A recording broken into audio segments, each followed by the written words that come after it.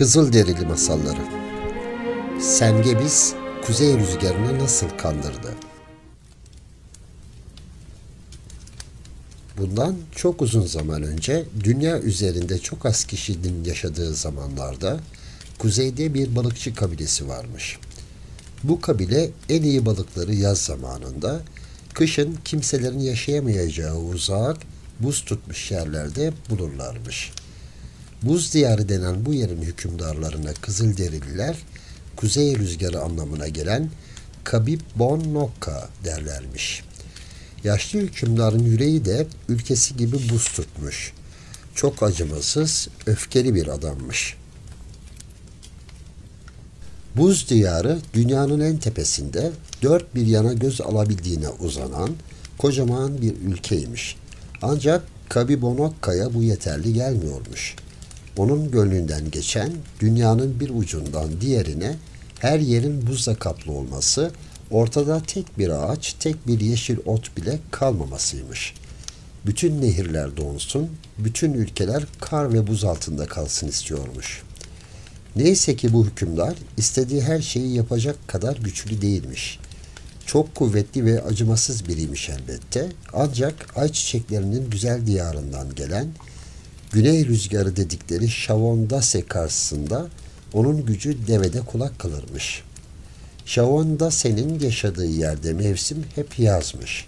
Nefesini topraklarına şöyle bir üflediğinde ormanlarda menekşeler açar, yaban gülleri yeşil ovaları kırmızıya boyar, güvercinler şarkılarını söyleyip dans etmeye koyulurlarmış. Kavunları ve üzümleri olgunlaştıran oymuş. Tarlalarda mısırlara tat veren oymuş. Ormanları yemyeşil yapan, yer küreye neşe saçan oymuş. Kuzeyde yaz günleri kısalmaya başladığında ise Şavondase bir tepeye tırmanır, uzun saplı piposunu yakar, hayallere dalarmış. O piposunu tüttürdükçe çıkan duman tepeleri ve gölleri bir tül gibi sarar, etraf adeta düşler ülkesine dönermiş. Ne bir rüzgar eser, ne gökte bir yağmur bulutu belirirmiş. Her yere bir sükunet, bir huzur çökermiş. Kızılderililerinin yaz mevsimi böyle geçermiş. Bu zamanlarda balıkçılar kuzeyde ağlarını atar, canla başla çalışırlarmış. Bilirlermiş ki güney rüzgarı her an uykuya dalabilir. Yaşlı Kabibonokka üstlerine çullanıp onları uzaklaştırabilirmiş. Bir sabah kalktıklarında suyun üstünde ağlarını attıkları yerde ince bir buz tabakası olduğunu görmüşler. Kulübelerinin çatısında da ince buzlar güneş ışığıyla ışıldıyormuş. Derken buz kalınlaşmış. Kar taneleri gökten iri iri düşmeye başlamış. Çayır kurtları beyaz kış kürkleri içinde birer ikişer ortaya çıkmış. Ulumaları uzaktan duyulmaya başlamış bile. Kabibonokka geliyor diye bağırmış balıkçılar. Kabibonokka gelmeden gidelim buradan. Ancak dalgıç Şingebiz balıkçıların bu telaşına gülüp geçmiş. Şingebiz hep gülermiş zaten. Koca koca balıklar yakaladığında da gülermiş, sudan eli boş çıktığında da. Hiçbir şeyin onu üzemeyeceğini düşünürmüş insanlar. Hala güzel balıklar var suyun altında demiş arkadaşlarına. Şu buza bir delik açalım, ağ atmak yerine oltayla tutarız balıkları. Yaşlı Kabibonokka geliyormuş, gelsin bana ne? Balıkçılar şaşkınlıkla baka kalmışlar ona. Şingebis'in bazı sihirli güçleri varmış elbet. Kendisini ördeğe falan dönüştürebiliyormuş. Zaten o yüzden dalgıç derlermiş ona. Ama sağda solda yaptığı bu sihir numaralarının koca kuzey rüzgarı karşısında ne hükmü olabilirmiş. İnat etme de bizimle gel demiş balıkçılar ona. Kabibonokka senden ne kadar güçlü, haberin var mı? Bir nefesiyle şu ormandaki koca koca ağaçları söküyor yerinden. Gürül gürül akan ırmaklar bir anda donup kalıyor. Ördeğe dönüştün diye bu kadar cesaretlenme. Ayıya çevirmen lazım kendini ya da bir balığa. Başka türlü onun karşısında hiç şansın yok. Ancak Şengebiz bu sözler karşısında artık kahkahalarla gülmeye başlamış. Kürk mantomu bana Kunduz kardeşim verdi. Eldivenlerimi de misk sıçanı kuzenimden ödünç aldım. Çadırımda yakacak odun dolu. O Kabibonokka ateşime yaklaşsın da görsün gününü. Ne deseler fayda etmeyeceğini anlayan balıkçılar üzüntüyle ayrılmışlar oradan. Şengebis'in sürekli gülmesi hepsini mutlu edermiş çoğu zaman. Ancak artık onu bir daha görebileceklerini sanmıyorlarmış. Balıkçılar gidince Şengebis de kollarını sıvayıp işe koyulmuş. Önce kuru dallarını, çam kozalaklarını kardan buzdan etkilenmeden kuru kalacakları bir yere koymuş. Böylece akşam çadırına geri döndüğünde ateş yakabilecekmiş. Kar artık iyice derinleşmiş ancak yüzeyi buz tuttuğundan Şengebis batmadan rahatça yürüyebiliyormuş. Balık tutma konusunda çok maharetli olduğu için buz yüzeyini açtığı deliklerden bir sürü balık yakalamış. Gece çökmeye başladığında sırtında bir sürü balıkla çadırına doğru yola koyulmuş. Bir yandan da o esnada uydurduğu bir şarkıyı söylüyormuş. Kabibonokka yaşlı bunak seni, becerebilirsen gel de korkut beni. Sonsuz mu sanıyorsun o gücü heybeti? Altı üstü bir fanisin sen de benim gibi. Kabibonokka'nın onu ağır adımlarla karın üstünde yürürken bulmasını sağlayan da yüksek sesle söylediği bu şarkı olmuş. Hu, hu diye kükremiş kuzey rüzgarı. Yaban kazlarıyla akbalıkçılar bile güneye doğru yola koyulmuşken hala buralarda gezen bu arsız iki bacaklı da neyin nesi? Gösteririm ben ona kimmiş bu buz diyarının efendisi. Bu gece çadırını kuşatıp ateşini söndüreyim de görsün bakalım gününü. Hu, hu. Derken gece çökmüş, Şingebis çadırında ateşinin başında oturuyormuş. Hem de ne ateş! Odunların her biri bir ay boyunca yanacak kadar büyükmüş. Saatleri olmayan Kızılderililer zamanı böyle ölçerlermiş. Onların günleri haftaları değil, bir yeni aydan diğerine kadar olan zamanı anlatmak için ayları varmış. Şingebis otururken bir yandan da o gün yakaladığı tazecik bir balığı pişiriyormuş ateşte. Yumuşacık sulu balığın pişmesini beklerken ağzını şapırdatıyor, ellerini keyifle ovuşturuyormuş. O gün o kadar yol yürümüş, o kadar yorulmuş ki ateşin başında oturup da yemeğini pişirmek ona büyük keyif veriyormuş. Balık hala bu kadar bol olduğu halde korkudan çekip giden arkadaşlarının ne kadar ahmak olduklarını düşünmüş. Kabibonokka büyücü gibi demiş kendi kendine. Kimse ona karşı koyamıyor diyorlar. O da benim gibi faninin tekidir oysaki. Tamam, ben soğuğa onun kadar dayanamam belki ama eminim o da ateşe benim kadar dayanamaz. Bu düşünce Şengebis'i güldürmüş. Keyfi iyice yerine gelmiş ve yeniden şarkı söylemeye başlamış.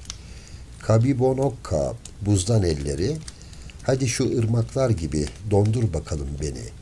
Var gücünle üfle, istersen parçala kendini, bana bir şey olmaz canlı tuttukça ateşimi. Şengebis o kadar eğleniyormuş ki o esnada aniden kopan gümbürtüyü neredeyse duyamayacakmış. Birden bir tipi bastırmış. Karlar daha yere düşmeden rüzgarın gücüyle çadıra doğru uçuyormuş. Ancak çadır kalın bir battaniye gibi soğuğu içeriden uzak tutuyormuş. Kabibonokka nerede hata yaptığını anlamış ve daha da hiddetlenmiş. Bacadan içeri diye kükremiş. Sesi öyle vahşi, öyle korkunçmuş ki duyanları korkudan öldürmesi işten bile değilmiş. Ancak Şengebis gülüyormuş. Yapayalnız kaldığı bu koca diyarda biraz ses duymak hoşuna bile gitmiş doğrusu. Ha ha diye karşılık vermiş. İyi misin? Kabibonokka bağırırken dikkat et de ses tellerin yırtılmasın. Bunun üzerine bir gümbürdü daha kopmuş. Çadır rüzgarda şiddetle sarsılmış. Kapı niyetine kullanılan bufala postu perde gibi havalanmaya başlamış. Gel bakalım Kabibonokka demiş Şingebis neşeyle. Üşümüşsündür. Gel de için ısınsın biraz. Şingebis'in herkes gibi kendisinden korkup buz diyarını terk etmemiş olmasına zaten sinirlenmiş olan Kabibonokka Bir de bu alaycı sözler karşısında iyice çılgına dönmüş. Geyik delisi örtülerden birini savurduğu gibi çadırın içine girmiş, ne soğuk bir nefesi varmış. O kadar soğukmuş ki bir sis gibi kaplamış çadırın içini. Şengebiz onun içeri girdiğini fark etmemiş gibi davranmış. Bir yandan şarkı söylerken bir yandan ayaklarını uzatmış, ateşe de bir odun daha atmış. Odunla beslenen ateş öyle bir harlanmış ki Şengebiz biraz geri çekilmek zorunda kalmış. Gözünün ucuyla Kabibonokka'yı izlemeye devam ediyormuş bir yandan ve gördükleri karşısında yine gülmeye başlamış. Kabibonokka'nın her yerinden terler boşalıyormuş. Saç uçlarındaki buz parçalarından eser yokmuş. Çocuklar tarafından yapılıp öylece bırakılmış, Mart ayı gelip de güneşin yüzünü göstermesiyle erimeye başlayan bir kardan adam gibiymiş adeta. Amansız kuzey rüzgarı resmen eriyip gidiyormuş. Orada biraz daha duracak olursa buz diyarının acımasız hükümdarından geriye kala kala bir su birikintisi kalacakmış. Yaklaşsana biraz daha ateşe demiş Şingebis yüzünde zalim bir gülümsemeyle. Kemiklerin donuyor. Gel de elin ayağın ısınsın biraz. Ancak kuzey rüzgarı çadırdan çıkıp orayı hızla terk etmiş. Dışarı adımını atar atmaz soğuk hava onu kendine getirmiş. Biraz rahat nefes alınca bütün öfkesi tepesine çıkmış tekrar. Şengebis'i donduramamış belki ama yoluna ne çıkarsa onlardan çıkarmış öfkesini. Bastığı her yerde kalın bir buz tabakası peyda oluyormuş. Homurdanıp söylenirken yanından geçtiği bütün ağaçlar devriliyormuş. Etrafta yiyecek bir şeyler arayan tilki hemen eline kaçmış. Tepelerde gezinen çakallar sığınacak yer aramaya başlamışlar.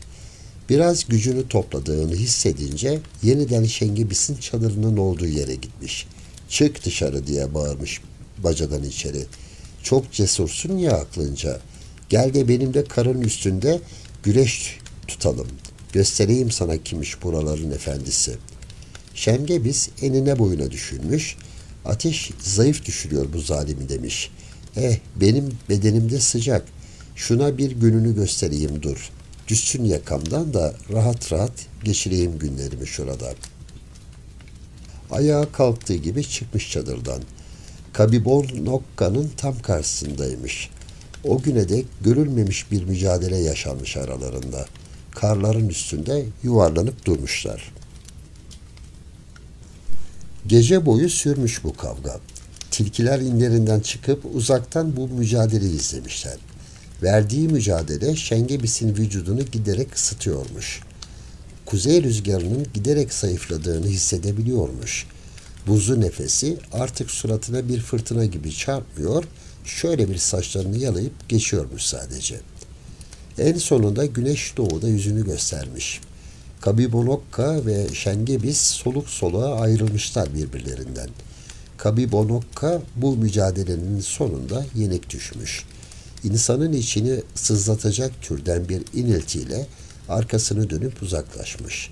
Ancak ne kadar uzaklaşırsa uzaklaşsın, en kuzeyde, beyaz tavşanın ülkesinde bile Şengebis'in kahkahaları kulağından silinmemiş. Böylece neşe ve cesaret o kuvvetli, amansız kuzey rüzgarını mağlup etmiş.